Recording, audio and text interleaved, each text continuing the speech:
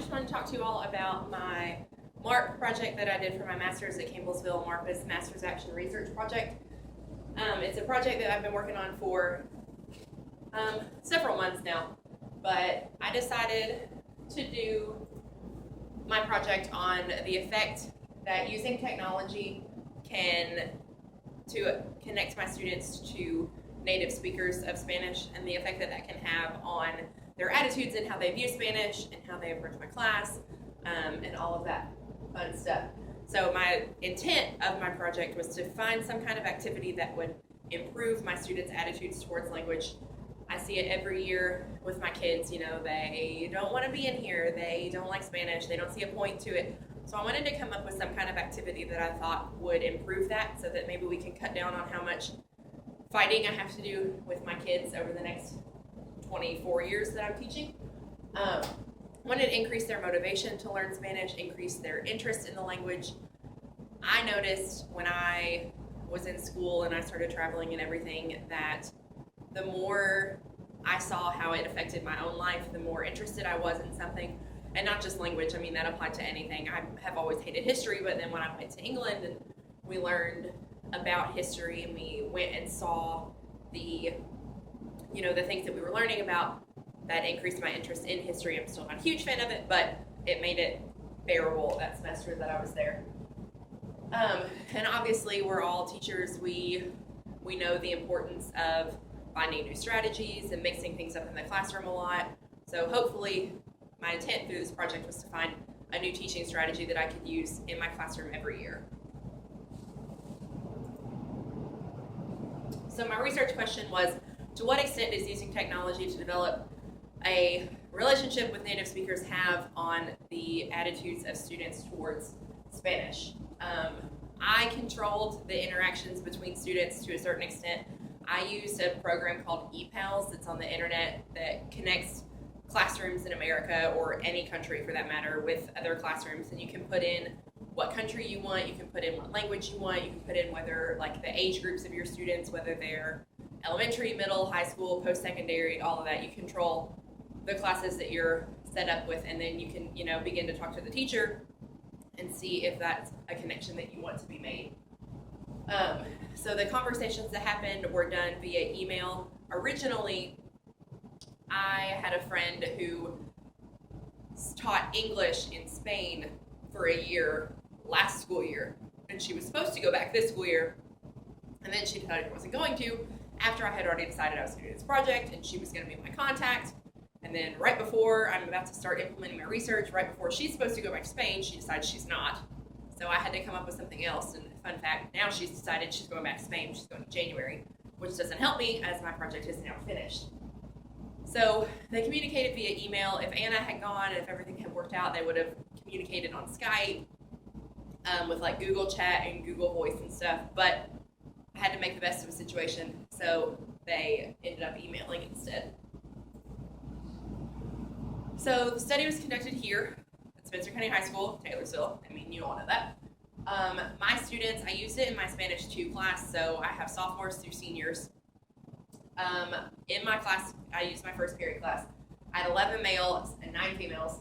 There were 10 sophomores, 6 juniors, and 4 seniors. You all know the population of our school. It's pretty much all Caucasian, but I had 18 Caucasian, 1 Asian, and 1 mixed, identified as white African American. And then I did this study for 6 weeks. So it was 6 weeks was somewhere, I don't even remember. There's been so much going on with this project. It was like September, October, that area of time. So before I started this, I did a literature review of all of the research that had been done on foreign language education and other attempts to do similar research to this. And I found that honestly there has not been a lot that has been done that was, an attempt to connect students to other students. But I did come up with some reasons why the U.S. is behind other nations in languages, and that's geography. You all know geography. We're isolated over here.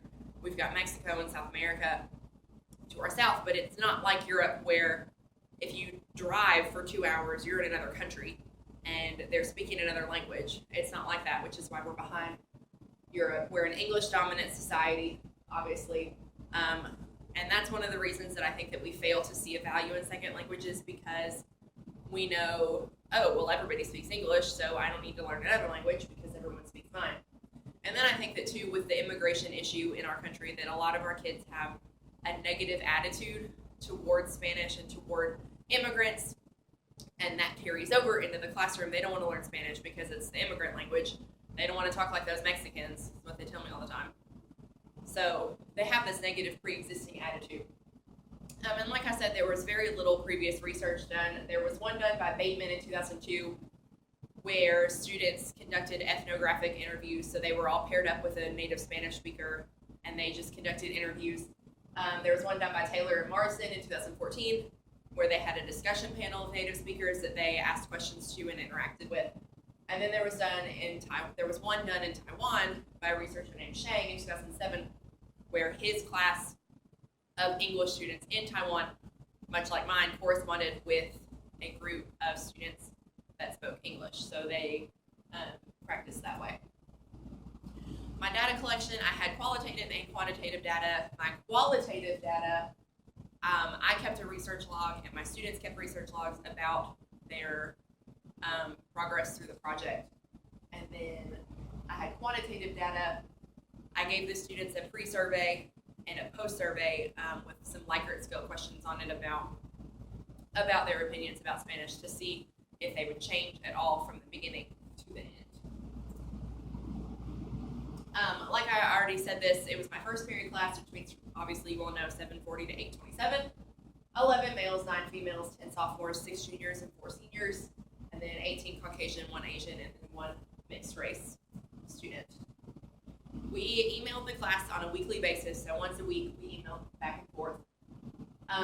It was a service, like I said, called ePals. It's a great service. I'm really looking forward to using it in the future. And then we exchanged emails in Spanish and English. The class that we were working with, obviously their students were learning English, my kids were learning Spanish, so we kind of switched back and forth to help each other out a little bit. There were no ethical challenges that I had to face doing this project. It was pretty basic. The results, I saw an overall improved attitude towards the Spanish language. Their attitude level score increased 0.75 points, which on a scale of 1 to 5 is quite a bit, I think. The students really began to look forward to their interactions with their Spanish-speaking peers that they had met. They were asking me, like, when are we going to talk to our friends? When are we going to do this? And then my control group, my second period, who I also gave the Likert scale questions to at the beginning and the end, didn't show any real change in their attitudes because they had regular class, they didn't interact with the native speaker, so there wasn't really a lot to influence their change or whatever. Here I have a couple of graphs of my results. This is the change in their attitude by student. So there's my 20 students. Their original pre-study score for their average, there were 10 questions that they answered, so their average score is the dark blue, and then the post-study score on the same survey is the light blue. And then here's another one by question. I should have printed out the questions so that you all could look at them, but question 8 ended up with the highest score, and I think that one was about I see Spanish as learning Spanish is a useful spending of my time. I think it's a good way to spend my time. So what I learned from this and what I'm interpreting those results to you to say is that developing a relationship with a native speaker will improve a student's attitude towards language. It will help them to see why it's important, to see the point in doing it. I have to ask myself, did it increase their interest? Did it increase their motivation? Did it increase their proficiency? And that, I think, is something that will require some more studying to be done and some different self-assessments to give the students. And I think if I do the study again, I'll try to include something about that to see if it's going to increase their proficiency or their interest or motivation. So if this is true, and if increased communication with native speakers equals improved attitudes towards the language, then I will definitely use this activity in the future. It'll be a regular part of my instruction. It'll go on all year from beginning to end. And I'll look for other ways to get students involved with native speakers. I'll look for people that go to our school that speak Spanish as a native language. I'll look for festivals that my kids can go to.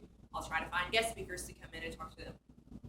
But and I will do the study again to make sure that my results are valid and reliable, but if this is the case, then there's no reason why I should not work to get people in here to get my kids to develop those relationships with people.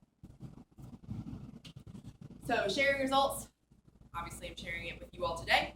I'm going to upload a bunch of stuff to my teacher website that we have through the school, and then there's a creative language class blog. Ashley, you know about it, but it's a really well-respected blog within the foreign language community, and it's run by a couple of Spanish teachers, but they're always sharing like ideas, and it sounds really dumb when you call it a blog, but it's way more than that. They've got resources and authentic materials and links and lesson plans and encouragement and different ideas and all kinds of things, and they're a really respected part of the foreign language community, so I'll share it with them so that they can do with it what they want. And then I've considered, trying to present at the Kentucky World Language Association conference.